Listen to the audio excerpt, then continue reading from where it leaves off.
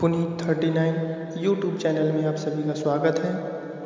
आज हम डीएलएड द्वितीय सेमेस्टर गणित का सिलेबस जानेंगे कि द्वितीय सेमेस्टर में हमें क्या क्या पढ़ना है, क्या क्या सीखना है, क्या क्या जानना है। तो शुरुआत करते हैं। पहला पॉइंट है 3 अंकों तक की संख्याओं का लासा एवं मासा दोनों विधियों से अभाज्य गुणनखंड एवं भाग विधि से ज्ञात करना। तो प्रथम सेमेस्टर में हम छोटी छोटी संख्याओं का लासा यानी लघुत्तम समापवर्तक और मासा यानी महत्तम समापवर्तक निकालना सीख चुके हैं दोनों विधियों से, अभाज्य गुणनखंड विधि से और भाग विधि से भी। तो इस बार हमें थोड़ा सा बड़ी संख्याओं का लासा और मासा निकालना सीखना है और साथ में उससे संबंधित सवाल भी हल करने सीखने हैं। आगे बढ़ते हैं। दूसरा पॉइंट है व्यंजक में प्रयुक्त जोड़, घटाना, गुणा, भाग के संकेतों तथा कोष्ठकों का सरलीकरण। ये सीधा सीधा वी बॉडमास का रूल है। हमने आपको बताया था वी बॉडमास एक स्ट्रक्चर बनता है, उसमें सबसे पहले उससे संबंधित क्वेश्चन इसमें हल करने हैं।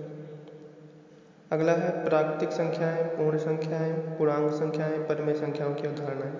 ये भी हम प्रथम सेमेस्टर में पढ़ चुके हैं, लेकिन थोड़ा सा रिवाइंड टाइप में और इसके थोड़ा सा आगे हमें जा करके सीखना है क्या क्या प्राकृतिक संख्याएं क्या होती हैं, पूर्ण संख्याएं क्या होती हैं, पूर्णांक संख्याएं क्या होती हैं, परिमेय संख्याएं क्या होती हैं, इसके बारे में हमें जानना है। और साथ ही पूर्ण संख्याओं की पर संक्रियाएं का मतलब दो पूर्ण संख्याएं ले ले तो उनको जोड़ेंगे कैसे, उनको घटाएंगे कैसे, उनको गुणा कैसे करेंगे, उनका भाग कैसे करेंगे और ये सभी चारों संक्रियाएं करने में हमें कौन कौन से नियमों का पालन करना होता है। इसी प्रकार पूर्णांक और परिमेय संख्याओं पर भी गणित की चारों संक्रियाएं हमें करनी है, जोड़, घटाना, गुणा, भाग। और साथ ही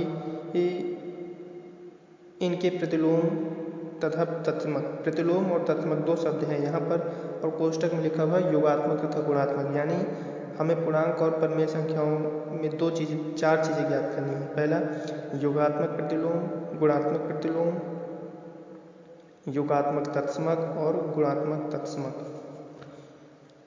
आगे बढ़ते हैं समीकरण और सर्वसंख्या। सबसे पहले हमें यहाँ पर ये जानना जरूरी होगा कि समीकरण क्या है और सर्वसंख्या क्या है। इतना हमें पहचानना सीखना है। अगर हमें कोई बीजीय व्यंजक दे दिया जाए तो हम कैसे पहचानेंगे कि वो समीकरण है या सर्वसंख्या। अगला है रेखीय समीकरण। कोष्टक में लिखा हुआ एक चर में का हल एवं इस पर आधारित प्रश्न। यानी एक समीकरण दिया जाएगा एक चर वाले, यानी उस समीकरण में सिर्फ एक चर मौजूद होगा, दो चर नहीं होंगे, या तो x होगा या फिर y होगा या फिर कोई अन्य होगा, दोनों एक साथ या तीनों एक साथ नहीं होंगे। तो समीकरण को हल करने का मतलब है कि हल करके हमें x का मान निकालना और इस पर आधारित प्रश्न और इससे संबंधित कुछ प्रश्नों को हल करना सीखना है। अगला है व्यंजकों का गुणनफल एवं तथा सर्वसंख्याएं।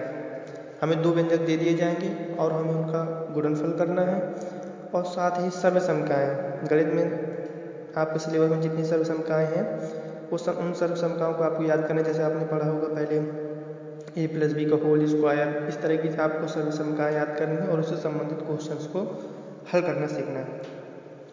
इसके बाद क्षेत्रफल निकालना, आयतन निकालना और धारिता की संकल्पना तथा इकाई। यानी कि कोई भी आकृति है उसका क्षेत्रफल क्या होगा, आयतन क्या होगा और धारिता क्या होगी, इसके बारे में हमें जानना है। त्रिभुज, आयत और वर्ग का क्षेत्रफल। यहाँ पर हमें त्रिभुज के बारे में प्रथम सेमेस्टर में पढ़ चुके हैं, आयत के बारे में पढ़ चुके हैं, वर्ग के बारे में पढ़ चुके हैं। इनसे संबंधित क्वेश्चंस भी आपने हल किए थे, लेकिन यहाँ पर थोड़ा सा क्वेश्चन टफ हो सकते हैं थोड़ा सा, तो इसलिए आपको त्रिभुज का क्षेत्रफल निकालना सीखना है, आयत का क्षेत्रफल और वर्ग का क्षेत्रफल। अगला है अवर्गीकृत आंकड़ों की बारंबारता बंटन तथा आंकड़ों का आयत चित्र द्वारा प्रदर्शन एवं निष्कर्ष निकालना।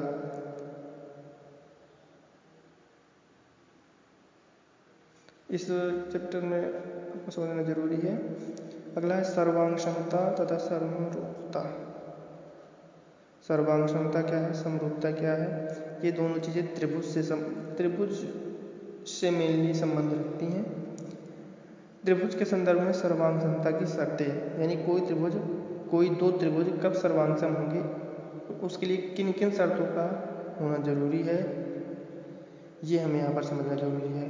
तो सो गाइस यहाँ पर हमने गणित का सिलेबस जान लिया है और अगले की वीडियो में हम पहले पाठ से शुरुआत करके पढ़ना सीखेंगे। धन्यवाद।